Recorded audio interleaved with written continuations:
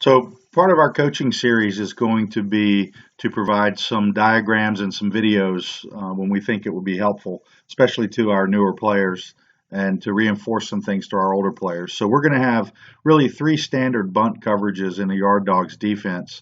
This is zero, bunt coverage zero, and the players will be given different ways that will signal this in, but it goes by cover zero. This is a standard bunt coverage done with nobody on base to prevent the batter from bunting for a base hit. May occasionally be run with a runner on third when we think there might be a squeeze play on.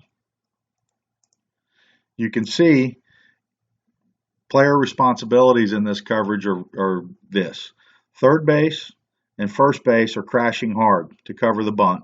Pitcher fielding his position, so we create a three-man defense in the bunting zone. The middle infielders, two responsibilities. Second baseman will be covering first. Shortstop will be covering second. Notice the line that they take to the base. This is an L route. The reason we take this line is as the ball is being pitched and the batter is showing bunt, we don't want to assume that he's going to lay down a bunt. He could pull back. It could be a slash hit, try to punch the ball up the middle for a base hit, that sort of thing. So these two middle infielders are going to hold a defensive posture. They're going to be moving, but staying in their defensive zone, this part of the L, until they're sure that the ball is going to go to the ground as a bunt, and then they break for their base. So they're going to run the L route. Outfielders play a very important role. Right fielder will take a diagonal towards the foul line, not straight to the foul line because that leaves him way too deep. Start to shorten the distance by taking a diagonal and set up in a posture so that if we have an overthrow coming from this area over first base or a mishandled throw, we're here to cover that ball going up the line and we can stop the runner from advancing. Center fielder is going to also move at an angle, but he's going to be just on the left field side of second base, not directly behind it. Reason is, if we have something go wrong here and we mishandle and we have a throw coming back this way, we've got a backup in this area for the base.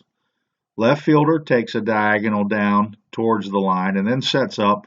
And if you notice, he's in a position in case we have a mishandled throw here, the right fielder has to take it. Then he fires a shot that's misthrown or mishandled. We've got a backup there. And he can then move from this zone over into other places around third base if the play advances there. But these are very important backup positions in this bunt defense. Last thing we're going to point out to you is with the third baseman crashing, in this particular diagram, we're going to show the third baseman fielding the ball. So pay attention to the pitcher. He's going to recognize an open base, and he's going to move to the base. We never leave a base uncovered.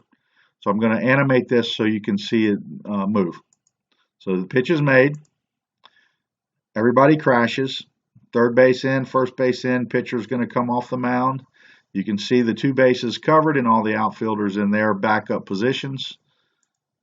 Third baseman fields it, makes the play to first base.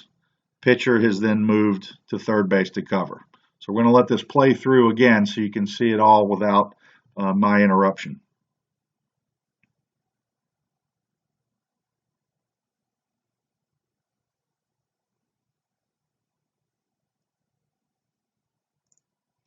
This is what we call bunt coverage zero.